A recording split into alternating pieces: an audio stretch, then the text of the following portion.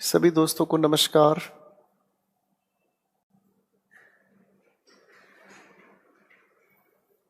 आ जाए सभी के सभी प्यारे दोस्त। Good evening, Subodh. जय Hind.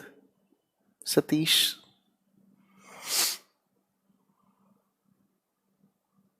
Good evening. Hi.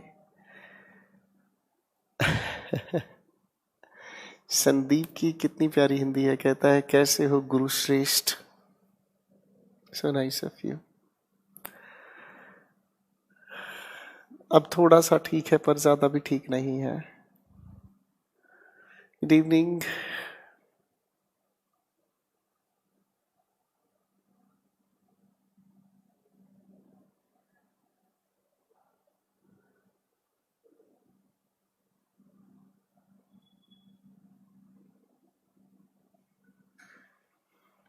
So nice of you.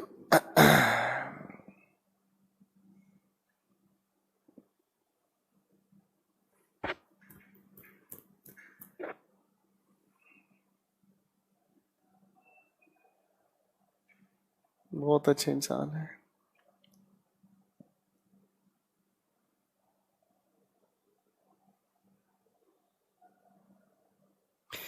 Modern history हो सकता है। हिस्ट्री की अलग अलग सेगमेंट होती हैं। बेसिकली इतिहास के अलग अलग काल हैं। तो मॉडर्न हिस्ट्री आपका एक काल का नाम है। आ जाए। So nice of you.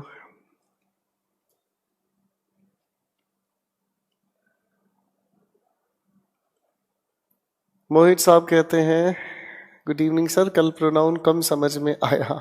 कोई बात नहीं, इसे ग्लूकोज पिलाओ, ये बिल्कुल दुरुस्त हो जाएगा। सो nice of you. Thank you Nitin साहब।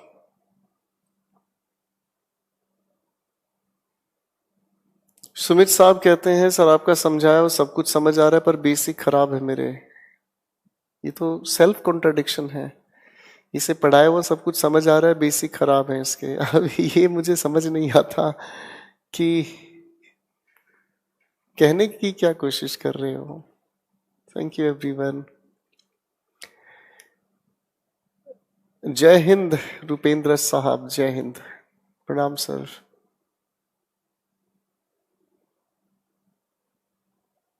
बहुत अच्छे इंसान है।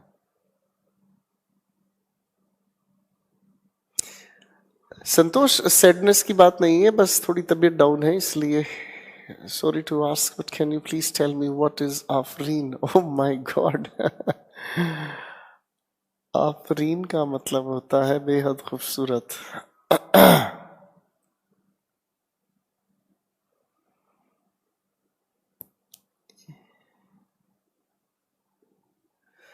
बहुत अच्छे इंसान है,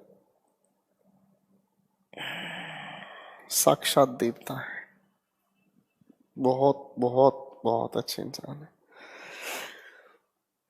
चलिए दोस्तों, अब आपके सारे कमेंट्स मैंने देख लिए हैं। Thank you everyone. Sir comments पर अब ध्यान हटाएं, मैं इस विंडो को हटा रहा हूं।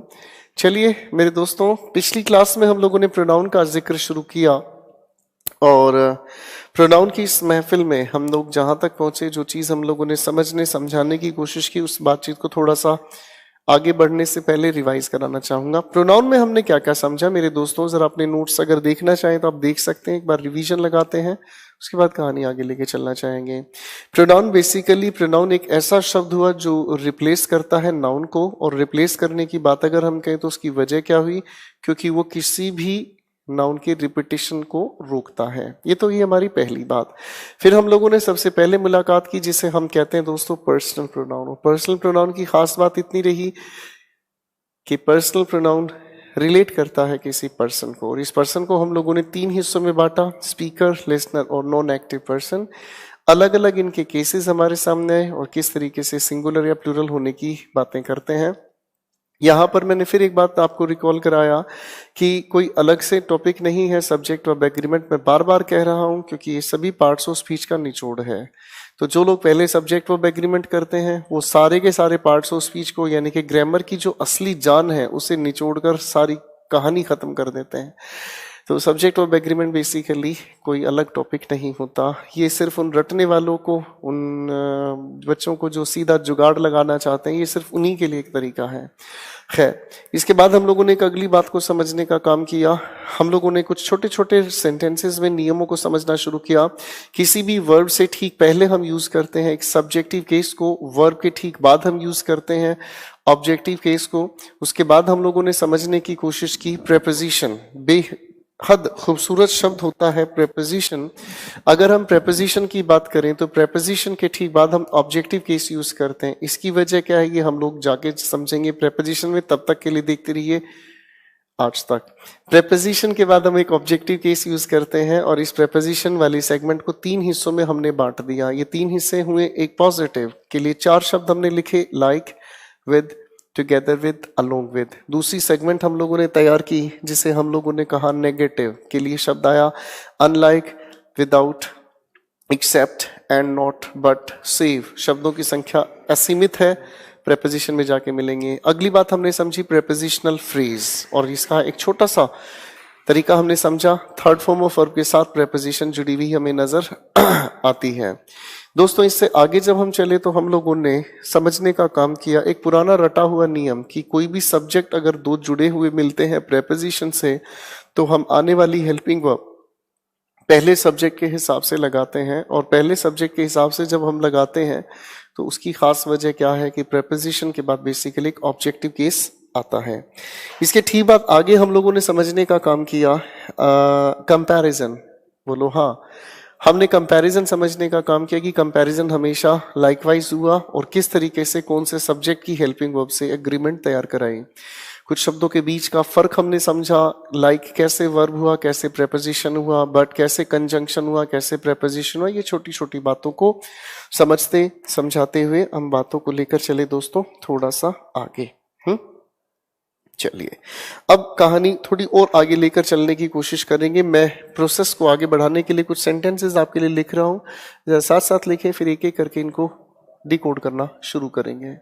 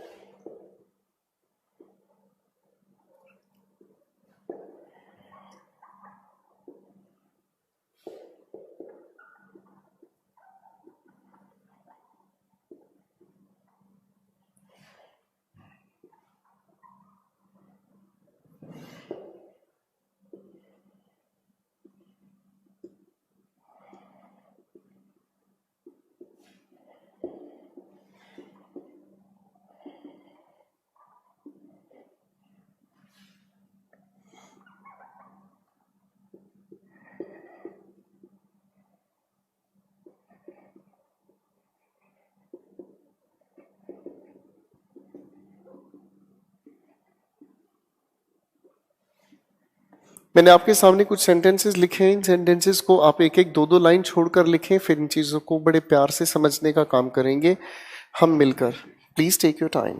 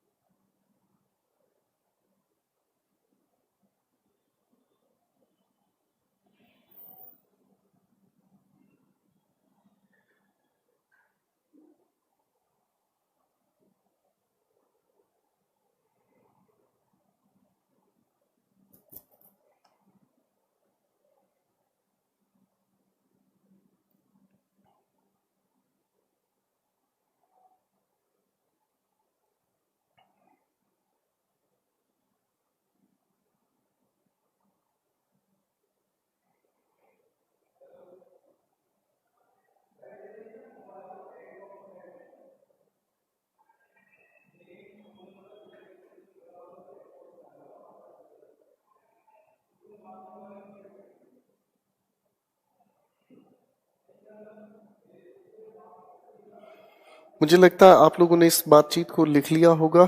आइए थोड़ी सी बातचीत को ध्यान से समझने की कोशिश करते हैं। देखो ये बहुत खूबसूरत बात होगी हमारे सीखने समझने के लिए। अब अगर इन सेंटेंसेस को मैं देखना चाहूं, कुछ बातें पुरानी भी हैं।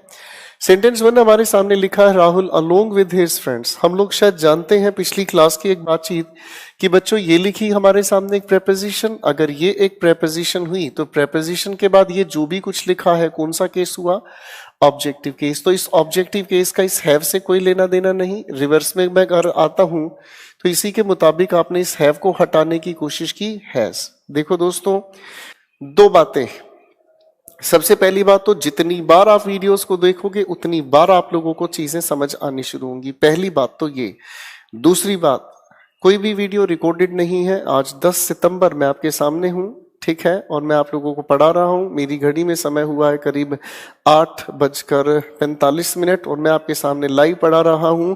ये मेरा दायां हाथ, ये मेरा बायां हाथ, और यो मैं कर रहा हूं, और मेरे सामने बैठी पूरी टेक्निकल टीम मुस्कुरा रही है। एक मूर्खानंद आपके ग्रुप में लिख रहा है कि सर को बोलें कि वो तारीख लिखें ताकि हमें पता चले कि ये लाइव है या रिकॉर्डेड है। मेरे दोस्त, मेरे दुष्ट, मेरे भस्मासुर, इस बात को ध्यान से समझ ले बेटा। टीचर जान डालता है अपने कंटेंट से, पढ़ाता है जी जान लड़ाकर, ठीक है। आपकी किसी भी बकवास से फर्क नहीं पड़ता, लेकिन फर्क दूसरे लोगों को सोच को डैमेज करने पर होता है, ठीक है। बड़ी अच्छे से इस चीज को दिमाग को बैठाकर चलो। आप गोपाल वर्मा सर की क्लास में हैं, आप प्रीमियम सेगमेंट के बैच में पढ़ रहे हैं, ठीक है। यहां पर मेरी रहमदिली, यहां पर मेरी हल्केपन से कोई फर्क नहीं पड़ता। यहां कंटेंट को खाना है, और जिसने कंटेंट को ठीक ढंग से समझा वो आग लगाएगा, वो तैयार होकर जाएगा। और जो ये सोचने की कोशिश कर रहा है ऐसा वैसा, सर हल्की बातों के लिए प्लीज आप बेशक से चीजों को इग्नोर कर सकते हैं, लेकिन एक बात याद रखना, पेपर वाले का कोई दीन ईमान नहीं है। टफ लेवल रखेगा, बेहोश करेगा, ठीक है। आओ फिनाइल पिलाता हूं। खतरनाक है, कई सारे ऐसी ऐसी चीजें लिखते हैं, कई बार मेरा मन करता है कि मैं आगे पढ़ाता हूं। मेरे सामने इस लिखे हुए सेंटेंस को हमने ठीक करने की कोशिश की मेरे दोस्तों। आज सेंटेंस नंबर 2 को मैं देखता हूं, द बैग इज माई। मुझे लगता है इस मामले में कुछ लफड़ा हुआ। लफड़ा होने की खास वजह क्या है, मैं उस बात को थोड़ा सा समझने की कोशिश करूंगा। बेसिकली ऐसा लग रहा है कि अब तक तो हम सब्जेक्टिव और ऑब्जेक्टिव केस की ही बात कर रहे थे, बोलो हाँ। लेकिन अब जो हम बात करने की कोशिश कर रहे हैं वो बेसिकली हमारे सामने आ रही है पजेसिव केस। क्या लिखा देखना दोस्तों, पजेसिव केस। एक बार फिर ध्यान से देखना। अब हम लोग जिस बारे में बात करने वाले हैं वो बेसिकली एक पजेसिव केस का जिक्र है। और जब हम पजेसिव केस का जिक्र करते हैं तो पजेसिव केस को 2 हिस्सों में हम बांट सकते हैं, और वो कौन कौन से हैं थोड़ा ध्यान से देखने की कोशिश करें। पहली बात तो ये कि पजेसिव केस का जो जिक्र हम लोगों को समझना है, जो हमने लिस्ट बनाई थी पिछली क्लास में, my, our, your, his, her, its, और एक शब्द और हम लोगों ने लिखा था देयर। अगर हम इन सभी के सभी शब्दों की बातचीत को थोड़ा ध्यान से देखें तो ये वो शब्द हुए जिनके ठीक बाद हम लोगों को कंपलसरी क्या चाहिए, नाउन। एक बार फिर से बोलना, कंपलसरी हमें क्या चाहिए, एक नाउन चाहिए। फाइन, ये तो मामले में कुछ गड़बड़ हुई। हमें इनके साथ अगर नाउन चाहिए तो सर वो जिक्र लाओ जिनके साथ नाउन का जिक्र नहीं हो। आओ सर इसे भी थोड़ा ध्यान से समझते हैं।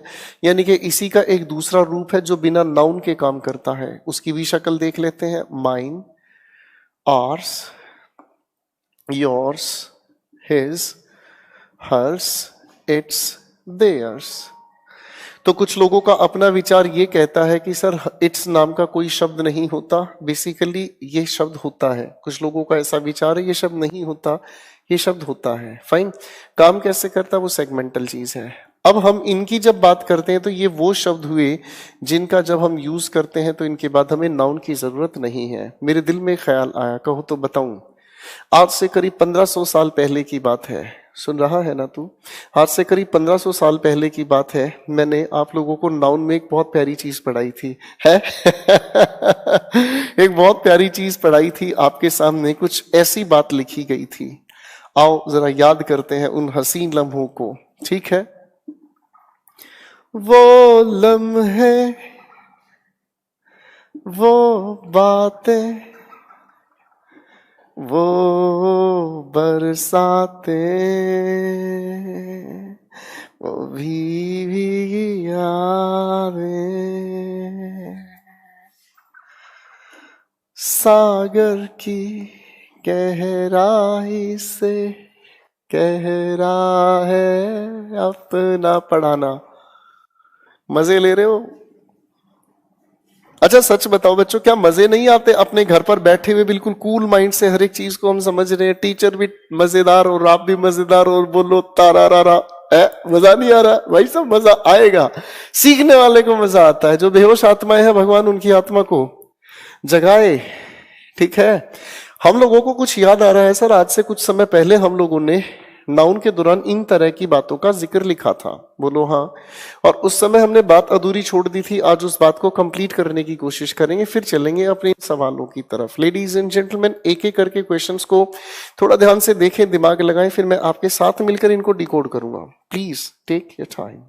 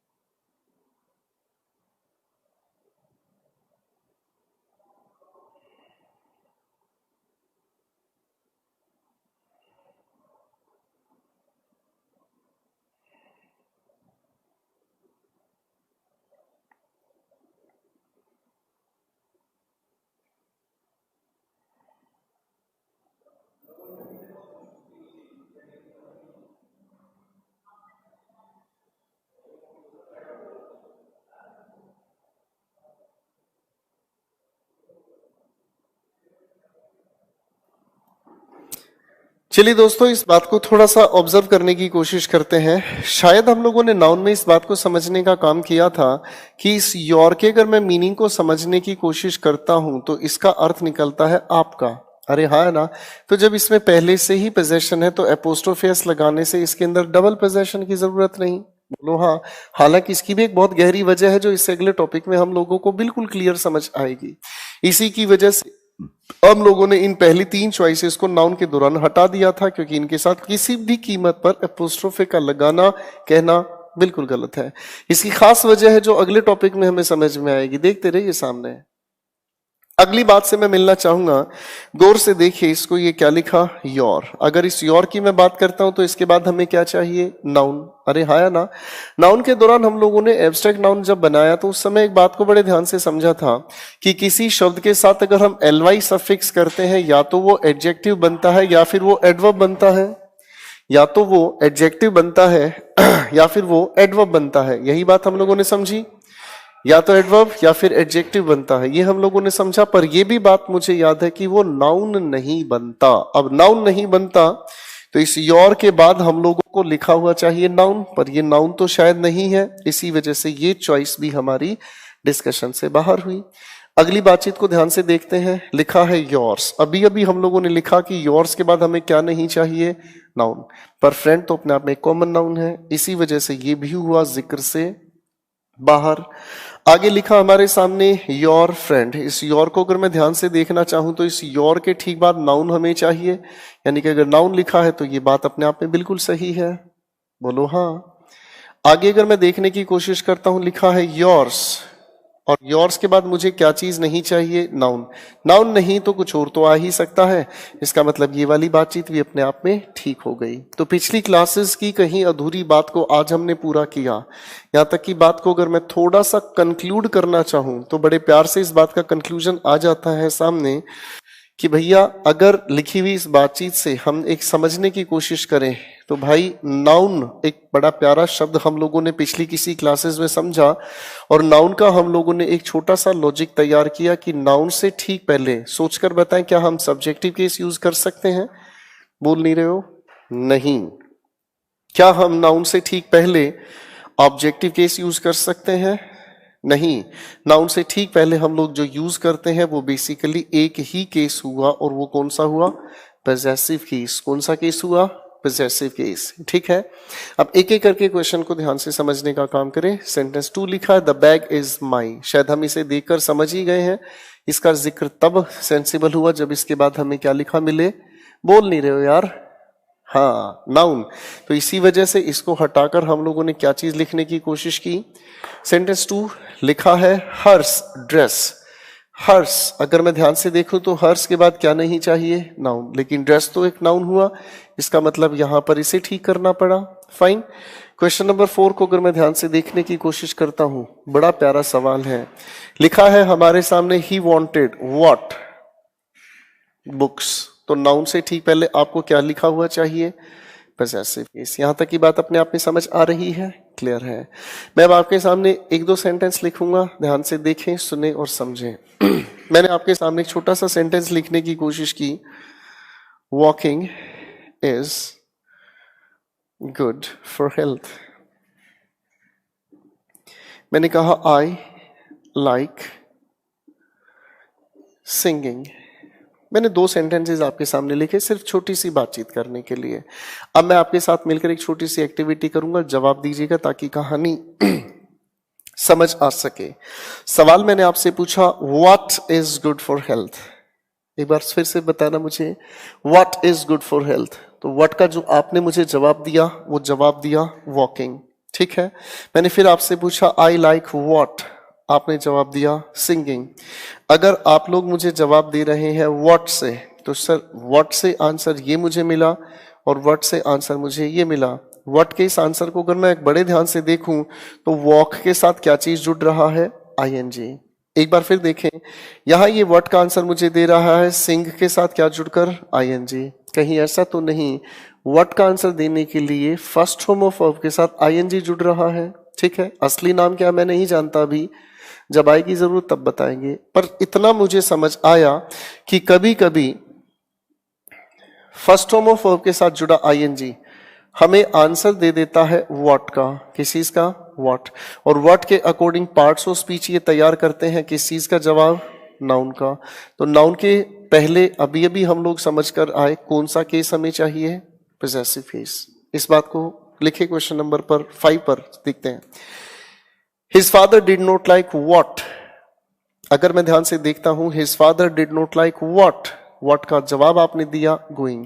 अब अगर ये व्हाट का आंसर मुझे दे रहा है तो पार्ट्स ऑफ स्पीच के अकॉर्डिंग नाउन से ठीक पहले कौन सा केस यूज होना चाहिए? Possessive case. अरे बोलो हाँ।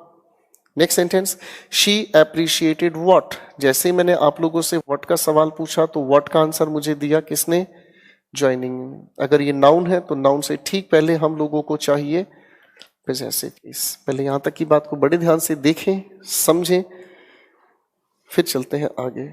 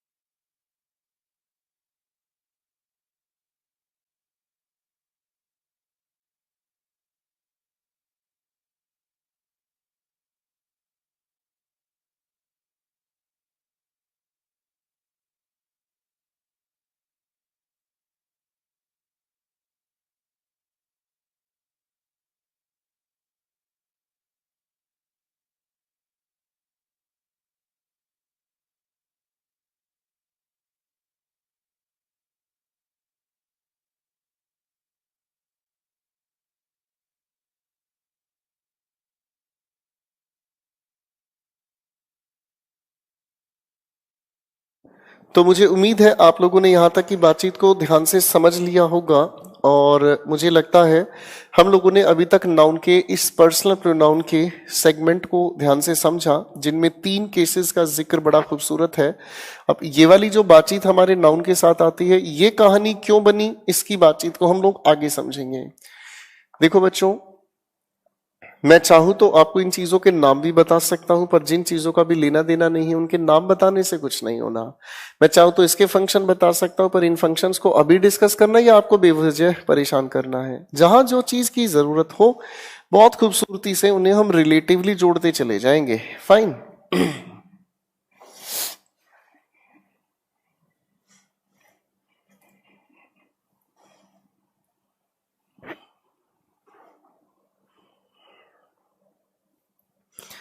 तो पर्सनल प्रोनाउन के जिक्र में सारा जो कुछ हम लोगों ने समझा वो एक सेकेंडरी चीज है, लेकिन एक चीज अभी डिस्कशन में नहीं आई, उस बात का मैं जिक्र कर लेता हूं, और उसे हम लोग कहते हैं इट। ठीक है, जब हम इस इट की बात करते हैं तो इस इट के फंक्शन को बड़े प्यार से हम समझ सकते हैं। इतना तो याद है मुझे कि इस इट का जो जिक्र हम करते हैं वो सिंगुलर हेल्पिंग वर्ब के साथ करते हैं, हाँ या ना। लेकिन अगर थोड़ा ध्यान से हम समझें तो ये सिंगुलर हेल्पिंग वर्ब के साथ साथ अलग अलग तरीके से काम करता है, एक एक करके चीजों को समझने का काम करते हैं। सबसे पहली बात तो इस इट का जो हम फंक्शन देखते हैं, ये मेंशन करता है, to mention day, date, time, year, month, season, weather, whatever, जो आप बताना चाहे बता सकते हैं। जैसे अगर मैं कहना चाहूं इट इज, लिख रहा हूं इस बात को मैं स्पेशली उस नालायक इंसान के लिए जो ये जानना चाहता है कि ये क्लास लाइव है या रिकॉर्डेड है। कभी कभी मन करता है इस इंसान को बहुत प्यार दूं। तो ये मैंने आपके लिए लिखा है सुरेश। फाइन। अगर मैं कहने की कोशिश करूं, जैसे मैं एक सवाल और लिखता हूं, जैसे मैंने कहा इट इज, डे कौन सा है आज? आज ट्यूसडे है, चलो ठीक है, इट इज ट्यूसडे। ये भी हो गई हमारे सामने बातचीत। फाइन। अब इसी के एक दूसरे फंक्शन को भी देख लेते हैं। जब ये मेंशन करता है, तो मेंशन ऑब्जेक्ट, ये ऑब्जेक्ट के बारे में भी बात करना चाहे तो कर सकता है। अगर मैं कहने की कोशिश करूं इट इज माई कार, ठीक, ऑब्जेक्ट का जिक्र करने की कोशिश करें तो ये बात कर सकता है। इसका एक बहुत प्यारा सा ऑब्जेक्ट है, ऑब्जेक्ट नहीं एक और फंक्शन है। जब हम एनिमल के बारे में बात करते हैं, जैसे मैं एक सवाल अगर लिखूं, the lioness is feeding his her it's कब्स। तो अब कई सारे लोग हैं जो बेवजह की बात सोचते हैं और ये सोचते हैं कि सर लायनेस अगर है तो ये तो शेरनी हो गई है, फेमिनिन हो गई, काट लेगी, बेटा दूर रहो। फाइन, लायनेस वायनेस से कोई फर्क नहीं पड़ता, जो भी है गलत होगा कहना, जो भी है एनिमल कैटेगरी होने की वजह से हम इसे इट की तरह ट्रीट करते हैं। अब यहां से एक और खोजी प्राणी आकर कहता है कि सर, ओ सर, अगर हम अपने डॉग की बात करें तो सर इट का यूज करो। फिर वो शिकारी कहता है कि अगर मान लो सर मैं अपने कुत्ते का नाम रख लूं, मान लो मैंने कुत्ते का नाम रख दिया रोमी, मैंने अपने कुत्ते का नाम रख दिया रोमी, तो उसे क्या कहूंगा मैं, ही, शी या इट? तो मैंने उससे एक सवाल पूछा, क्या कुत्ते ने तुम्हारा नाम रखा है? अरे भाई तुम कुत्ते का कुछ भी नाम रखो, ग्रामर उसे कुत्ता कुत्ता ही कहती है। अब ये तो है नहीं कि भाई साहब तुम्हारा कुत्ता कुत्ता, हमारा कुत्ता टोमी, क्या फर्क पड़ता है भाई साहब, कुत्ता मीन्स कुत्ता, दैट्स इट। एनिमल के लिए हम सिर्फ इट का यूज करते हैं। कुछ श्रद्धालु लोग ये मानते हैं कि गाय हमारी, आ गया जवाब, तो बैल हमारा, आ गया जवाब, तो भैंस तुम्हारी क्या हुई बताओ? खतरनाक लोग हैं भाई, एक से एक नई खोजी बनानी है। ग्रामर एनिमल को इट के साथ बताती है, इससे ज्यादा दूर जाने की जरूरत नहीं है। ठीक है, आप किसी भी जानवर का अपने हिसाब से नाम रख लेते हैं, भाई साहब जानवर तो आपका अपने हिसाब से नाम नहीं रखते ना, ध्यान से समझे। अच्छा, एक बहुत खूबसूरत सवाल यहां से आता है, इसको थोड़ा ध्यान से समझ ले। When the gender is unknown. हम जिसकी भी बात कर रहे हैं उसके जेंडर की हमें जानकारी नहीं है। फॉर एग्जाम्पल, अगर मैं कहने की कोशिश करता हूं द बेबी इज क्राइंग, ये वो वाले बेबी होते हैं जो छोटे छोटे होते हैं। आजकल बड़े बड़े बेबी भी फोन पर लगे रहते हैं, मैं देख रहा हूं, ठीक है। तो छोटे छोटे बेबी है, the baby is crying, it must be hungry. अब अगर इस बात को मैं थोड़ा ध्यान से समझने की कोशिश करता हूं तो बड़ी काबिलियत है इस बातचीत में। मैंने मजाक अभी किया कि ये बेबी छोटे वाले होते हैं, पर एक सवाल तो दिल में उठता है कि बेबी है किसका? बेबी इंसान का भी हो सकता है, बेबी कहने के लिए एनिमल का भी हो सकता है, बर्ड्स का भी हो सकता है, फिश का भी हो सकता है। बेबी कहने का मतलब ये बेबी किसी का भी है। इसीलिए इसके जेंडर को क्लासिफाई नहीं कर सकते, इंसान से है, किससे संबंधित है। तभी हम लोगों ने इसके लिए क्या यूज किया बच्चों? इट। ऐसे और भी शब्द होते हैं जिनके लिए हम सिर्फ इट का ही यूज करते हैं। जैसे बेबी को हटाकर अगर मैं कहने की कोशिश करूं ऑफस्प्रिंग, मैं कहने की कोशिश करूं यंग वन, ठीक है जी। तो ये ऐसे शब्द होते हैं जो कॉमन जेंडर नहीं माने जाते। गलतफहमी ना पालें, ये कॉमन जेंडर नहीं होते। पता चले कि आप इन्हें कॉमन जेंडर मानकर गलतफहमी पाल लें, ये कॉमन जेंडर नहीं है। ये बेसिकली ऐसे शब्द हुए जो किसी के भी होने वाले बच्चे हो सकते हैं, ठीक है। तो इसका थोड़ा ध्यान रखें, ठीक है। अच्छा, एक बड़ी खतरनाक बात दिल में आ रही है, कहो तो बताऊं। हमारे पास किसी भी अननोन नंबर से कोई भी फोन कॉल मैसेज आता है, हमारे पास किसी भी अननोन नंबर से कोई फोन कॉल मैसेज अगर आता है तो हम लोग सबसे पहले एक सवाल पूछ लेते हैं, और हमारा सवाल होता है हु इज इट।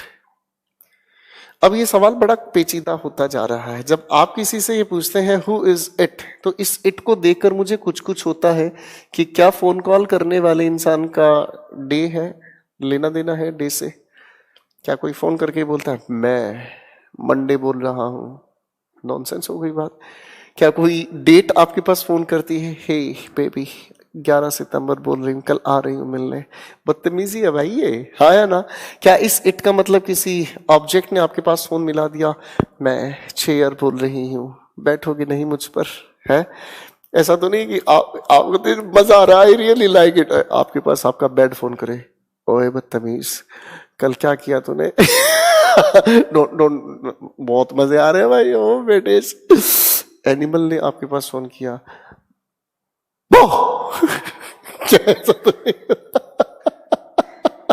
नॉनसेंस हो गई बातचीत भाई। तो ये भी नहीं, when the gender is an, ला ला ला, कहीं ऐसा तो नहीं आप फोन करने वाले का पहले जेंडर पूछते, तू बता पहले मैस्कुलिन है फेमिनिन, फिर मैं तेरे को डिसाइड करेगा, ओके? बदतमीजी। कुल मिलाकर ये सवाल पूछना ही गलत हुआ। सही क्या होगा समझेंगे थोड़ी देर के बाद। एक अगली बातचीत से मिलाना चाहूंगा आपके एग्जामिनेशन का फेवरेट क्वेश्चन।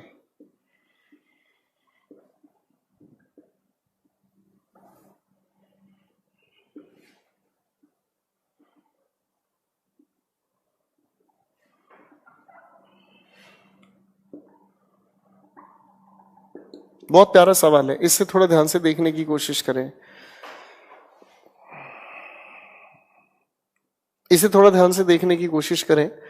मेरे सामने लिखा हुआ ये सवाल है, fine, it is me who spoke clearly. अगर मैं आपसे बोलने की कोशिश करूं तो इस लिखे हुए सवाल का जवाब कैसे तैयार करना है, इस सवाल के जवाब को थोड़ा ध्यान से देखने की कोशिश करें। मेरे सामने यहां ये जो लिखी हुई बातचीत है, इनको थोड़ा ध्यान से देखा जाए। मैं अगर आपसे पूछना चाहूं इस लिखे सेंटेंस में बात किसके बारे में कही गई है, आप कहोगे सर बात कही गई है 10 सितंबर के बारे में, हाँ या ना? तो इसका मतलब असलियत में तो सब्जेक्ट यही है। अब अगर यही हमारे सामने सब्जेक्ट है तो ये असली सब्जेक्ट ना होकर नकली सब्जेक्ट हुआ। इसीलिए कायदे से अगर हम इसे समझने की कोशिश करें तो ये कहलाता है एक डमी सब्जेक्ट। क्या कहलाता है? Dummy subject. और डमी सब्जेक्ट होने के नाते इसे अगर हम कहने की कोशिश करें तो ये इंट्रोड्यूस करता है असली सब्जेक्ट को, इंट्रोड्यूसेस द ओरिजिनल सब्जेक्ट। मैं इसकी भी वजह को समझाऊंगा, लेकिन इसकी वजह को समझने के लिए हम लोगों को थोड़ा सा समय चाहिए। उससे पहले मैं ये बात कह रहा हूं, इसकी असलियत हमें पता चलेगी कुछ समय के बाद, ठीक है दोस्तों? तब तक के लिए देखते रहिए कहानी को। मैं अगर इस लिखे दूसरे सेंटेंस में आपसे पूछना चाहूं, बच्चे बात किसके बारे में कही जा रही है? आप बताना चाहेंगे, बात बताई जा रही है ट्यूसडे के बारे में, तो ये आपका असली सब्जेक्ट ना होकर असलियत में सब्जेक्ट के काम ये चला रहा है, तो ये असली ना होकर नकली हुआ, ये असली सब्जेक्ट हुआ। तो बच्चों अगर ये डमी सब्जेक्ट है, इंट्रोड्यूस करता है असली सब्जेक्ट को, तो सर जो असली सब्जेक्ट है उस सब्जेक्ट को किस में होना चाहिए? सब्जेक्टिव केस में। मैं अगर आपसे एक हल्का सा सवाल पूछता हूं, सेंटेंस 1 का पढ़कर दिखाएं जरा। शाबाश। इस सेंटेंस की अगर मैं ट्रांसलेशन आपके सामने पूछूं आपसे, हाँ जी, तो ट्रांसलेशन क्या होगी? शाबाश। It is I who spoke first या हु स्पोक क्लियरली। सर अच्छे से बोलने का काम किसने किया? मैंने। अब अगर काम कर रहा हूं मैं, तो मैं डूअर हूं।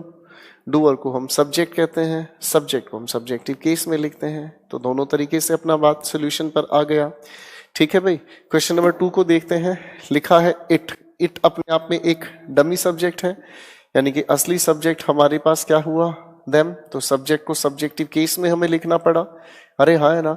लेकिन एक बात को ध्यान रखना सर, इट के साथ हम क्या यूज कर रहे हैं? तो यानी कि यहां वर को भी हटाकर क्या लिखना पड़ा? तो लो जी, बातचीत अपनी बिल्कुल क्लियर हो गई और एक छोटी सी तैयार हो गई ट्रिक कि इट के साथ हमें चाहिए सिंगुलर हेल्पिंग वर्ब, और आगे हम लोग यूज करते नजर आए सब्जेक्टिव केस। ठीक है। अब अगर कोई गलती करता है इंसान, तो वो कहता है इट वॉजंट मी। जैसे अगर मैं सवाल लिखने की कोशिश करता हूं, इट वॉज नॉट मी, तो जिसने भी ये कहा कायदे से ये गलत कहा, क्योंकि इट आपका डमी सब्जेक्ट हुआ। असली सब्जेक्ट को इंट्रोड्यूस करने के लिए कहना चाहिए इट वॉजंट आई। पहले यहां तक की बात को बड़े ध्यान से देखें, समझें, फिर चलते हैं आगे।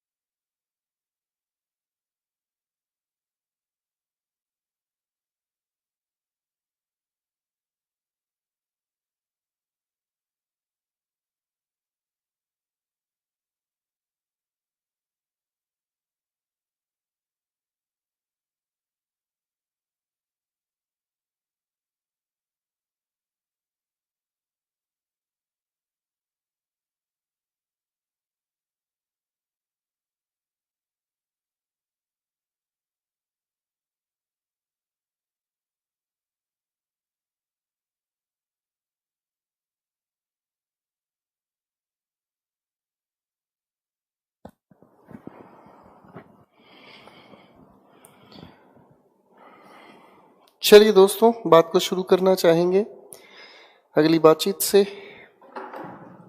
और मुझे लगता है यहाँ तक की बातचीत को हम लोगों ने समझ लिया है। अब यहाँ से एक अगला क्वेश्चन हम लोग तैयार करने वाले हैं जो कि पर्सनल प्रोनाउन से ही संबंधित है। देख लीजिए दोस्तों, कल का पूरा समय, आज का लगभग मोर देन हाफ टाइम, हम लोग अभी तक पर्सनल प्रोनाउन को नहीं समेट पाए हैं। ये है एग्जॉस्टिव लर्निंग, ये है कॉम्प्रिहेंसिव लर्निंग। सब कुछ सीखना एक बार, आखिरी बार। और जब सब कुछ सीखने की इच्छा होती है ना बच्चों, तो समय लगाना चाहिए, जान डालनी है हर एक बात को समझने के लिए। फाइन। मैं जब कॉम्पिटिटिव लेवल पर तैयारी करता था, बहुत पुरानी बात है, उस समय अगर घबराहट होती थी तो दिल में एक लाइन हमेशा याद रखता था मैं, है लिए हथियार दुश्मन ताक में बैठा उधर, और यहाँ तैयार है सीना लिए अपना इधर। खून से खेलेंगे होली हर वतन मुश्किल में है, सरफरोशी की तमन्ना अब हमारे दिल में है। मैं हमेशा ये याद रखता था कि पेपर चाहे कितना भी मुश्किल क्यों ना हो, सरफरोशी है दिल में, जीत के दिखाऊंगा। तैयारी की है, सब कुछ पड़ा है। जब तैयारी की है, सब कुछ पड़ा है, तो किसी की मजाल नहीं मुझे हरा सके। मेरे हौसले की कोई तारीफ करे या ना करे, लेकिन मुझे कोई झुका नहीं सकता। और इसी तरह से धीरे धीरे धीरे धीरे आगे बढ़ते चले गए हम। ठीक है, तो असली जो बात है वो मैं समझाने की कोशिश ये कर रहा था बच्चों। दो चीजें आप लोगों से मुझे चाहिए, एक डेडिकेशन और एक ड्यूरेशन। डेडिकेशन, जो चीज आपको मैं करा रहा हूं उस चीज पर पूरी तरह से टिकना, पूरी तरह से उस पर भरोसा हो कि सर करा रहे हैं तो बस यही है, एक को साधे सब सद है, सब साधे सब जाए। इस एक के पीछे लग गया मैं, अब ये है तो बस सब कुछ है। और दूसरी बात ड्यूरेशन। ड्यूरेशन का मतलब कितने समय तक आप मेरी बातों को अपने जहन में रखते हैं, कितने समय तक आप अल हबीबी हैं मेरे साथ, कितने समय तक आप हर बात को अपने दिमाग में घुमाते हैं, कितने समय तक आप इस चीज को तहजीब देते हैं। बस इतनी मुझे चाहिए बात। अरे सिलेक्शन अपने आप आपकी तरफ पड़ेगा, मर्जी आपकी है। एक बहुत प्यारा सवाल हमारे इसी कॉन्टेक्स्ट से जुड़ा जाता है, जिसे हम कहते हैं arrangement of personal pronouns. Arrangement of personal pronouns का एक्चुअल में क्वेश्चन कैसे मिलता है हम लोगों को, इसे एक एक करके हम लोग समझाने की कोशिश करते हैं। ठीक है दोस्तों, और उसके बाद हम लोग कहानी को समझने की कोशिश करेंगे। फाइन। मैं आपके सामने पहले कुछ क्वेश्चंस लिखूंगा, उसके बाद हम इन चीजों को जोड़ने की कोशिश करेंगे।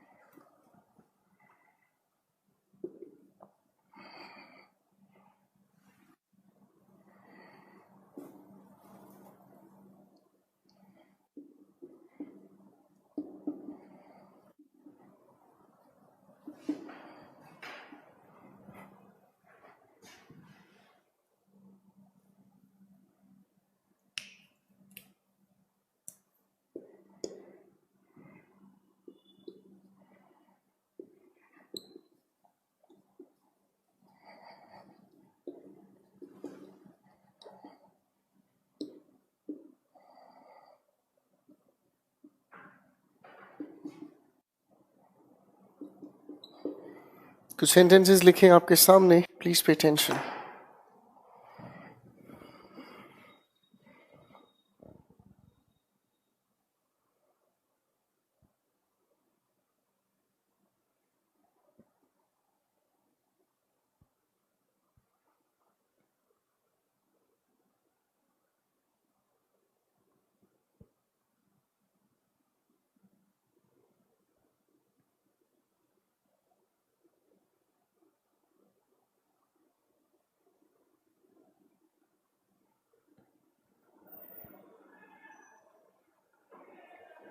इन लिखे हुए सेंटेंसेस के अंदर जरा अरेंजमेंट आप ठीक सोचें, करें, फिर मैं बात करना शुरू करूंगा।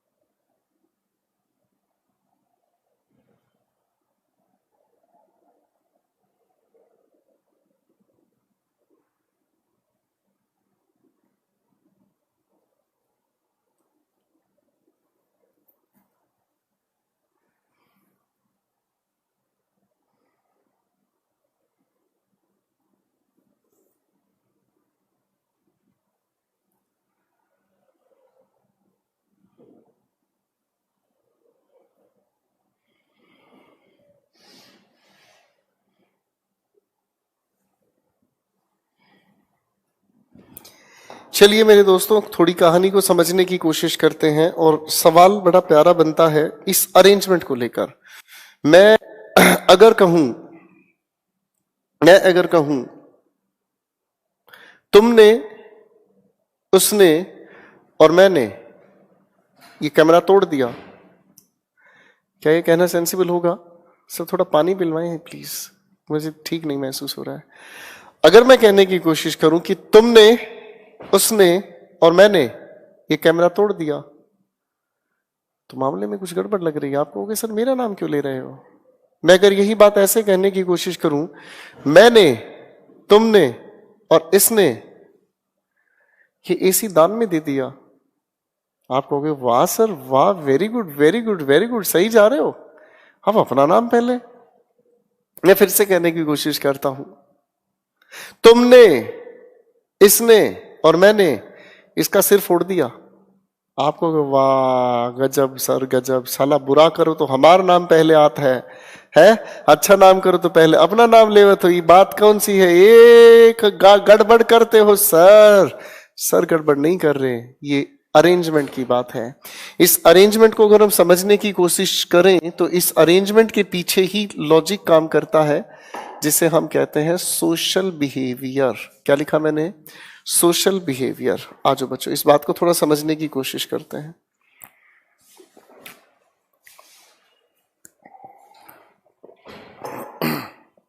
सोशल बिहेवियर का मतलब क्या होता है?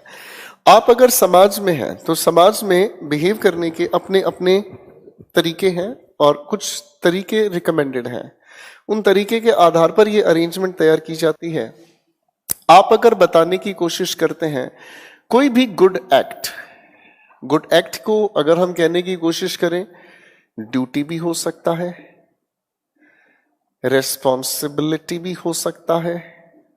अगर आप इस तरीके का कोई भी पॉजिटिव एक्ट बताने की कोशिश करते हैं तो इस तरह की अरेंजमेंट में मानता है ये ग्रामरियन कि अरेंजमेंट में आप सबसे पहले जिक्र लेकर आए सेकंड पर्सन, थर्ड पर्सन, उसके बाद फर्स्ट पर्सन। इसी के ठीक ऑपोजिट अगर हम सोचने की कोशिश करें एक बैड एक्ट को या फिर अगर मैं कहने की कोशिश करूं जब आप किसी को ब्लेम कर रहे हैं, ब्लेम करने की बात अगर हम कहें तो कोई भी नेगेटिव एस्पेक्ट अगर बताने की कोशिश करते हैं तो पहले जिक्र लेकर आए first person, second person, third person. अगर बड़े ध्यान से इस चीज को समझने का काम किया जाए तो सेकंड और थर्ड पर्सन की अरेंजमेंट कभी भी नहीं बदलती। ये लफड़ा है आपके फर्स्ट पर्सन को कहां लिखा जाए इस बात का। बात अब हमें बिल्कुल सही तरह से समझ आएगी। इस बात को अगर मैं कहने की कोशिश करता हूं, मैंने, तुमने और उसने इसका सिर फोड़ दिया, तो बात जचती है। बुरा करें मैं अपना नाम पहले लूं, अगर अच्छा करके मैं अपना नाम पहले लूं, मैंने, तुमने और उसने ये एसी दान में दे दिया, तो आप कहोगे सर आप तो घमंड की बात कर रहे हो। बात समझ रहे हैं? इन्हीं अरेंजमेंट के आधार पर क्वेश्चन पर काम करते हैं। You and I in this office are doing work. Duty की बात है, काम कर रहे हैं तो ड्यूटी की बात है, रिस्पॉन्सिबिलिटी अच्छी बात है। तो इसके आधार पर इन दोनों की अरेंजमेंट अपने आप में बिल्कुल ठीक हुई। क्वेश्चन नंबर 2 पर काम करते हैं। The teacher scolded you and I. सब बात ही खत्म होगी। सबसे पहले तो ये देखने की कोशिश करनी है कि ये वर्ब है और वर्ब के बाद ये दोनों की दोनों जो भी चीजें हैं ये अपने आप में एक ऑब्जेक्टिव केस हुआ। भाई हाँ है ना? अब अगर ये अपने आप में एक ऑब्जेक्टिव केस हुआ तो ऑब्जेक्टिव केस का तो पहले जिक्र ठीक करना होगा। ठीक है भाई। अब अगर बात आ रही है स्कोल्ड करने की, तो आपने कोई काम बुरा किया होगा तभी तो आप स्कोल्ड करेंगे। तो अगर स्कोल्ड करना एक बुरे काम की वजह से हुआ है तो इसका मतलब ये समझ आ रहा है इसकी अरेंजमेंट को ऐसे लिखना गलत हुआ, इसकी जगह होना चाहिए मी एंड यू। ठीक है बच्चों, नेक्स्ट क्वेश्चन पर काम करते हैं। लिखा it is me and him who did a great job. अगर अच्छा काम किया है तो सर अरेंजमेंट होनी चाहिए हमारे सामने, ठीक। लेकिन उससे पहले अगर मैं ध्यान से देखने की कोशिश करूं तो अभी अभी हम लोग समझकर आने की कोशिश करके आए ये अपने आप में एक डमी सब्जेक्ट है। अरे बोल नहीं रहे भाई। अब अगर ये अपने आप में एक डमी सब्जेक्ट हुआ तो डमी सब्जेक्ट होने का मतलब ये सब्जेक्टिव केस में होने चाहिए। आपने कोई अगर अच्छा काम किया है तो पहले अरेंजमेंट फर्स्ट पर्सन की ना होकर सेकंड पर्सन, थर्ड पर्सन, उसके बाद फर्स्ट पर्सन होना चाहिए। इस नियम के लिहाज से हमारी अरेंजमेंट ये ठीक नहीं हुई और इसकी जगह पहले आया ही के बाद एंड और उसके बाद क्या कहा I. Is my point clear? Question number 4 पर आए। You, she and I have made a mess. Mess का मतलब होता है कचरा फैलाना, गंदगी करना, ठीक है। मैस के दो मीनिंग होते हैं। एक मैस का मीनिंग होता है जिसे हम क्या कहते हैं, जहां आपका किचन होता है, खाना बनता है। हॉस्टलर्स जितने भी हैं, जो स्टूडेंट्स पढ़ते हैं बॉर्डर स्कूल्स में, उन लोगों को ये पता है, फाइन। तो अब इसकी अगर मैं बात करता हूं, you, she and I. Sir आपने कोई बुरा काम किया है तो इस सीक्वेंस को थोड़ा सा हम ठीक करने की कोशिश करें। पहले जिक्र आया आई, के बाद यू, लगाया एंड, और उसके बाद लिखा शी। इसमें point clear. Next sentence we have, यहां पर मैं थोड़ा सा इंतजार करने की कोशिश करूंगा और लिखी है ये बातचीत। You, Raj and Himani were asked for his, her, your, ठीक है, नाइस। अच्छा देखते हैं इसमें आपकी चॉइस क्या काम करती है। क्वेश्चन नंबर 6 पर काम करते हैं। I, Ravi and you, I, Ravi and you can be blame. पहले तो इसे ठीक करना होगा मुझे थोड़ा सा, ब्लेम नहीं ब्लेम्ड होगा, फाइन। अब आगे मुझे देखना है क्या कहा जाए, योर, हिज, देयर, मिसकंडक्ट। बताओ बच्चों, जरा सोच के बताओ, ठीक। अब यहां सोचने के चक्कर में आप कर रहे हैं एक छोटी सी गड़बड़, ठीक है। और वो गड़बड़ क्या है मैं आपको थोड़ा सा समझा देता हूं, फाइन। क्योंकि ये अदरवाइज हो जाएगी बातचीत, उलझ जाएंगे हम और लड़खड़ा जाएंगे हम। तो उससे बेटर ये है कि ये थोड़ा सा ऊपर वाला विचार तो आप लोगों ने लिख ही लिया होगा, आई मीन नहीं समझ लिया होगा। अब इस अरेंजमेंट का थोड़ा सा तरीके से कहानी को समझ लें। आप वीडियो को पॉज करके आराम से भी देख सकते हैं, कोई इसमें दिक्कत नहीं है। हमारे सामने इस अरेंजमेंट को तो हमने समझ लिया दो हिस्सों में। अब इस कायदे को थोड़ा ध्यान से समझने की कोशिश करें। हमारे सामने अरेंजमेंट ऑफ पर्सनल प्रोनाउंस लिखी, और ये जो 3 लाइंस हैं ये स्पीकर, लिसनर और नॉन एक्टिव पर्सन हुआ। मैं एक बार थोड़ा ध्यान से लिखने की कोशिश करता हूं। ये हमारे सामने स्पीकर, ये हमारे सामने लिसनर, और ये हमारे सामने आता है जी नॉन एक्टिव पर्सन, ठीक।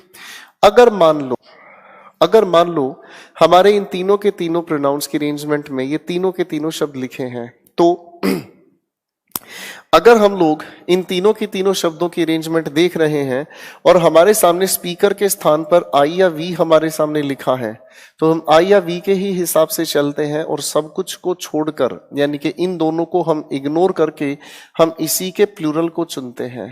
पहली बात तो ये। अगर मान लो हमारे इस डिस्कशन में हमारे सामने स्पीकर का कोई जिक्र नहीं है और लिसनर के नाम पर हम लोगों को लिखा हुआ नजर आता है यू, तो हम थर्ड पर्सन को इग्नोर कर इसी यू के अकॉर्डिंग को चुनते हैं योर।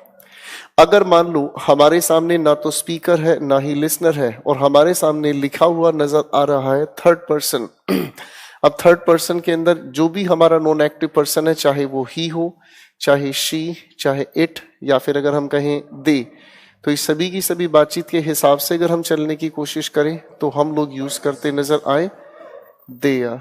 क्या यूज करने की कोशिश करते हैं, दे आर, ठीक है।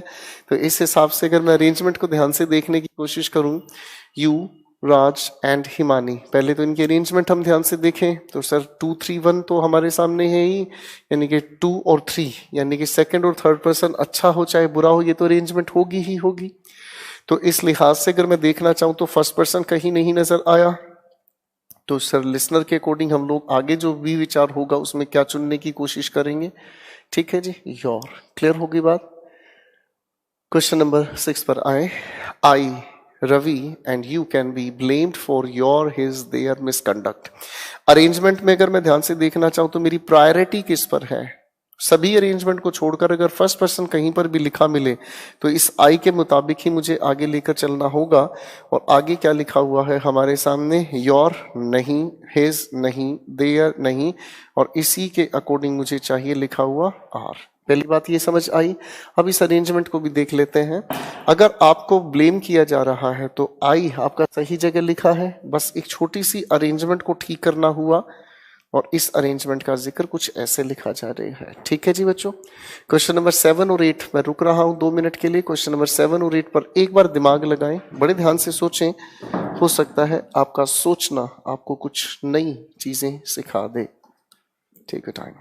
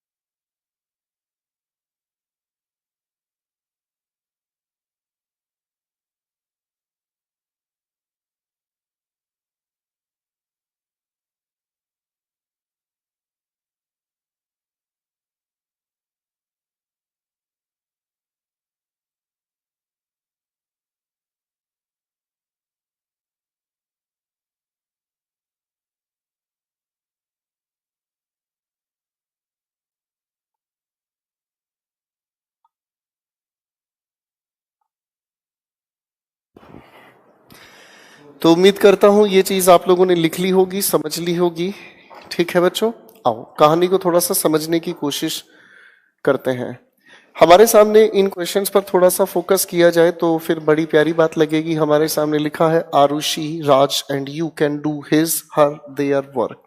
सबसे पहली बात तो इस अरेंजमेंट के मुताबिक अगर मैं देखूं तो यू फर्स्ट पर्सन नहीं लिखा, तो इस यू के मुताबिक हिज का लेना देना नहीं, हर नहीं, देयर नहीं, तो सब कुछ को छोड़ छाड़ कर अपने योर को हम लोगों ने चुना। शायद ये कहानी हमारे समझ आ गई है।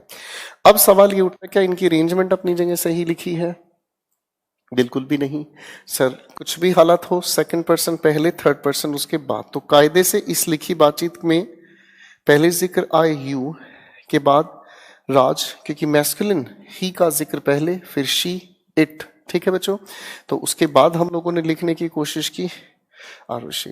देखो बच्चों, कोई भी इस चीज को ये ना सोच कर चले कि ये जेंडर डिस्क्रिमिनेशन है, मैस्कुलिन पहले क्यों। जैसा लैंग्वेज ने हमें दिया हम उसकी बात को फॉलो करते हैं, हम कभी भी किसी चीज को अदरवाइज लेकर नहीं चलते। ठीक है जी, इसका थोड़ा ध्यान रखा जाए।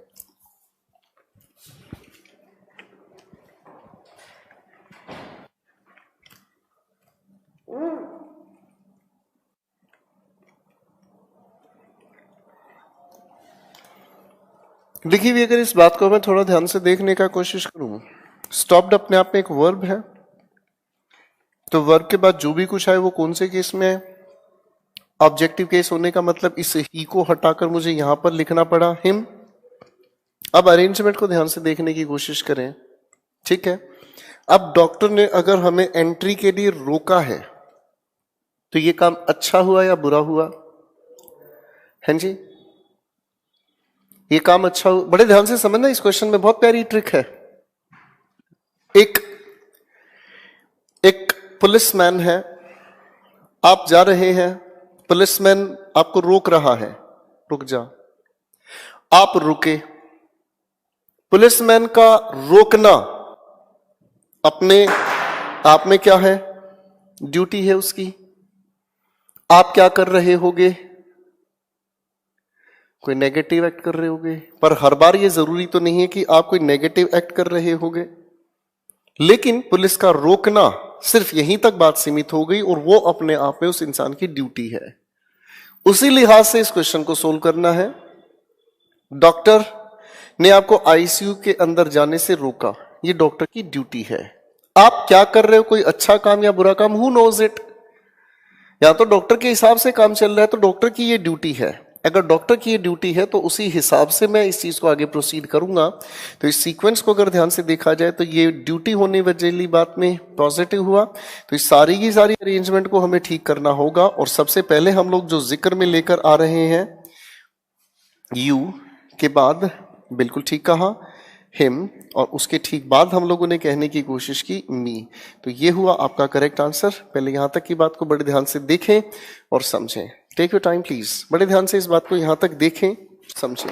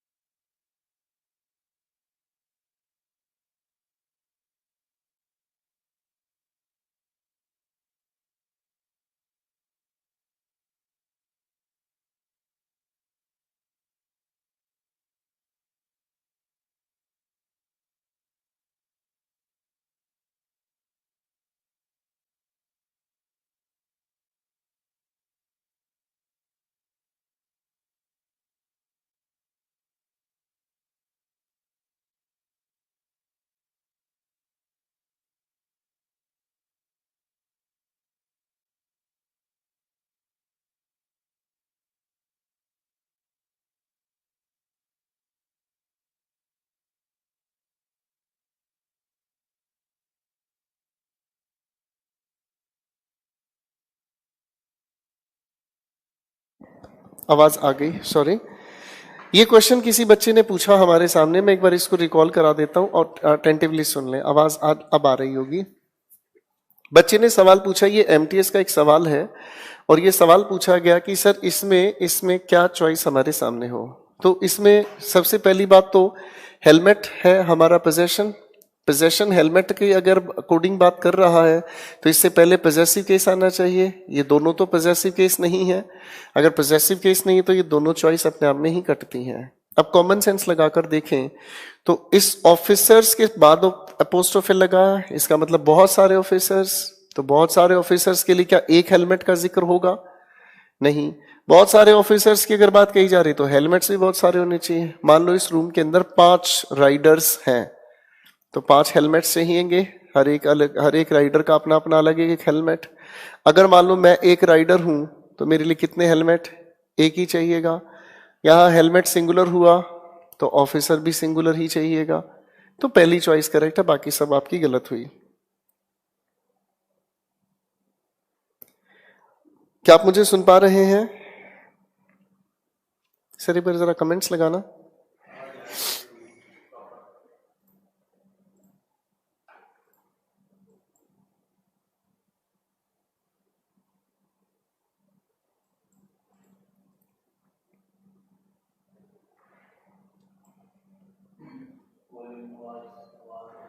आवाज आ रही है? आवाज आ रही है? आवाज आ रही है? सुन रहा है ना तू?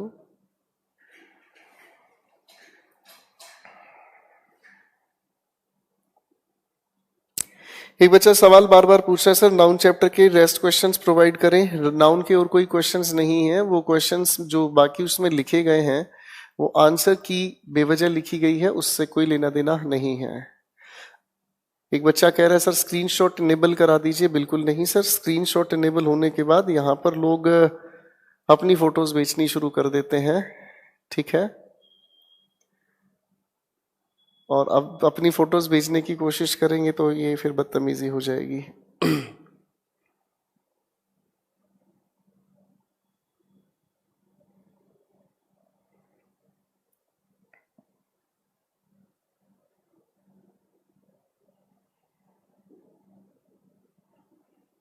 किसी ने कुछ और भी सवाल पूछा है?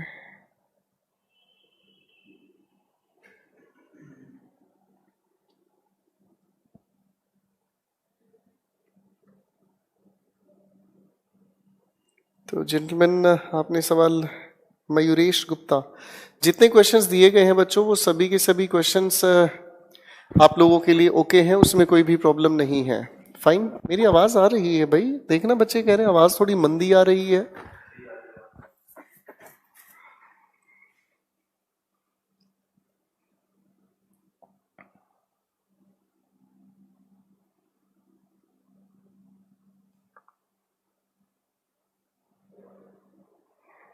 किसी का कोई और क्वेश्चन, सवाल, परेशानी, घबराहट, चिंता?